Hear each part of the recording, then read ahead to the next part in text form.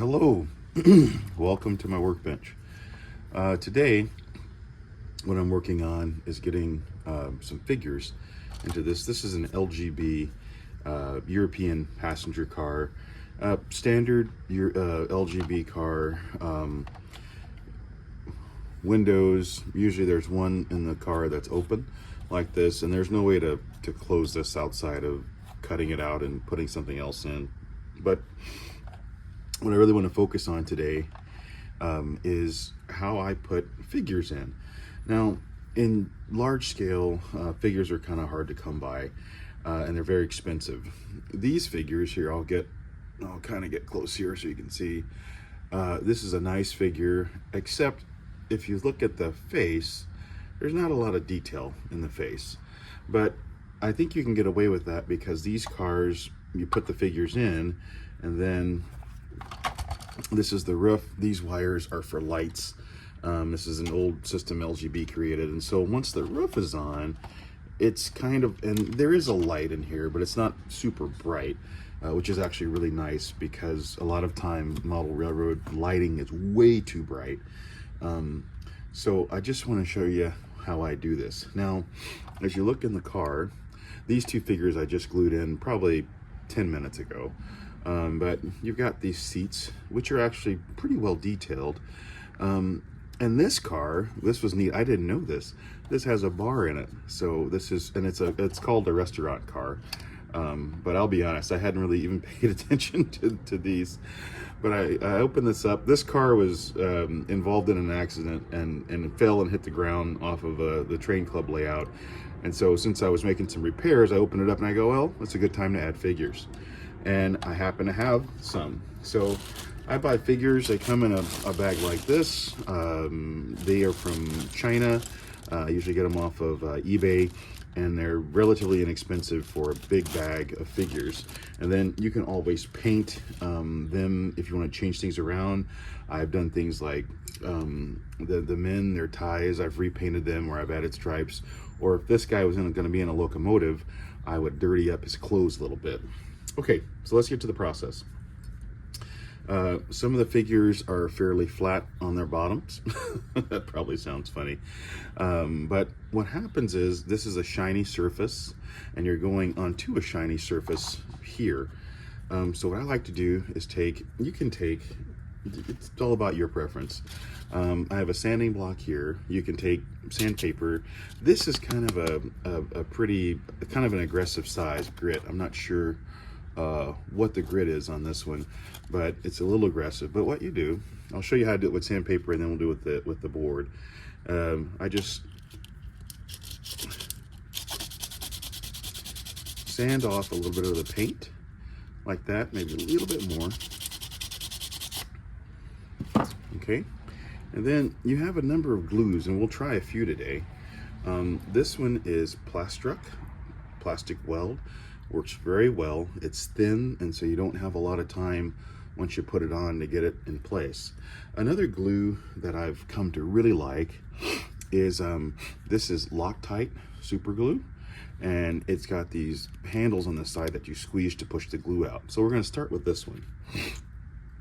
Okay, so I take a fair amount of glue here, okay? Like about that much. Now this is nice because it's a gel and it doesn't come out real fast. And we're gonna try the Plastruck here in a moment and you'll see the difference. So then, let me move the camera here a little bit.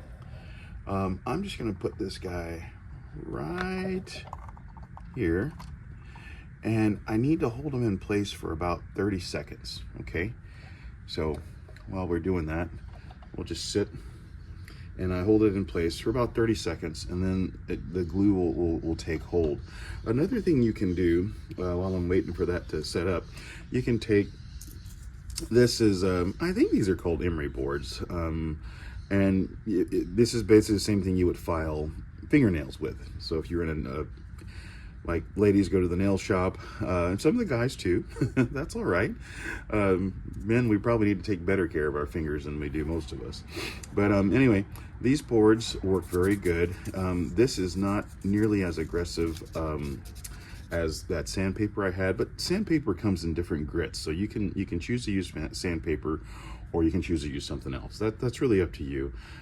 Just giving you some options. So let's see. He's still a little loose, so I'm going to push down a little more for a little bit longer, and then we'll move on to the next thing.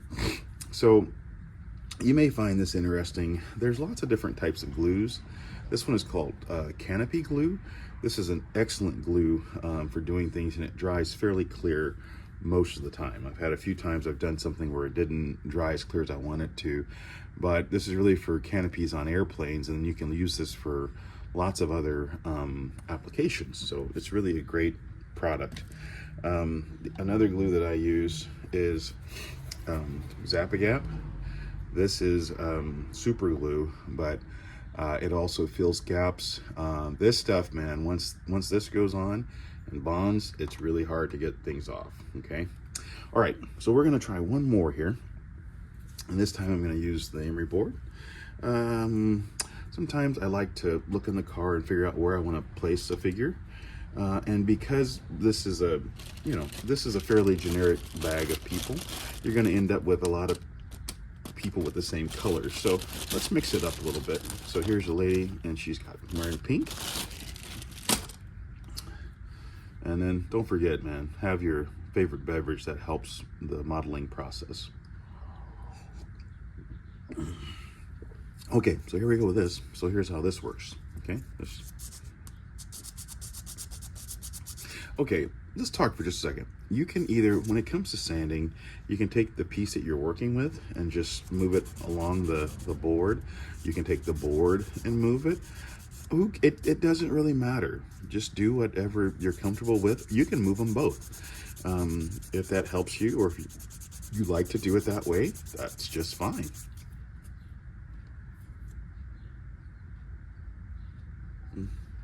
Okay, I'm cleaned up. We're gonna try this plastic weld this time, okay? And let's see, I'm gonna put this figure, I'll put her right there. And because there's not much detail in the faces, I sometimes will take the figure and turn it a little bit so that it's not so apparent that that there's not much face detail. Okay, let's try this plastic weld and see how we like this. And you don't need to shake this up or anything. You just take it out and apply it. It does have a little brush in it. And I'm gonna, once again, I'm gonna put a pretty fair amount on here. Let's go ahead, actually I'm gonna put a little bit on the seat in here. I'll put this figure there, and then here we go. So see, I'm just gonna put a good amount of it on there, and then we'll put the figure in, and back to looking at me. Hold my finger in there to get the figure in place. I don't normally use this plastic weld for figures because I just recently started using this glue, and I really like it. Like I say, it is thin, and you kind of have to move quick, but it really is designed for plastic. And sometimes with this glue, with Zap-A-Gap, this will actually melt the plastic, and depending on what you're working on, that can be kind of an issue. In cases like with G-scale things, because everything is so large, it doesn't really bother it. Okay, wow, that plastic weld is already set up. The figure is real steady. The guy I did over here with the Loctite super glue, he's still kind of loose. Okay, so it's just a difference about glues. Once again, I really like this one, and you choose what you want to use.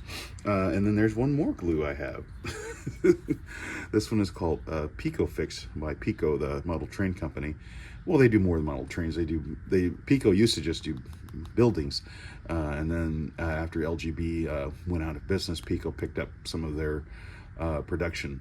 But this is a very good glue. It's thick, and it comes with there was a needle on here, and that broke. It got clogged up, so I just took it off. But anyway, this is another glue. So try some different glues.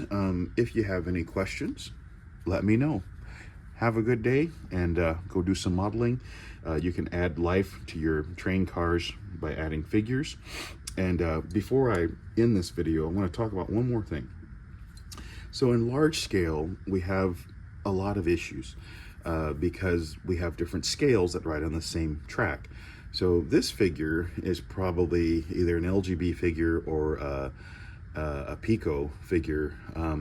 There's one other company that made figures, and I'm blanking on the name. Somebody will remind me of it. But you can see difference in size. This figure has a mount on it, and I'm actually going to use him. He's going to be serving up drinks in the bar here. Okay, he's going to be your bartender, so he's going to be like that. But finding seated figures is really a challenge, and so get online, see what you can find. If you're looking for perfection, then you may have to look at some other kind of figures, but these things can get really, really expensive. I mean, sometimes you're paying $10-15 for a figure like this. There used to be a company called I forget the name now, but there was a company that was making figures that were seated, that were really nice, but I haven't seen the guy in many years. Just Plain Folk, that was the name of the company, Just Plain Folk. And the guy who owned the company was really, really nice, but I haven't seen him in a long time. Anyway, you'll see that these guys are really different sizes. Because of the nature of this, I think you can get away with it. But once again, if you're a perfectionist and you're looking for exact scale and things like that, you're going to have to shop around a little more. You may end up making a bigger investment. Or if you like to make figures, if you have that kind of ability, that's something else you can do. Okay, that's it for now. Go have fun with your models.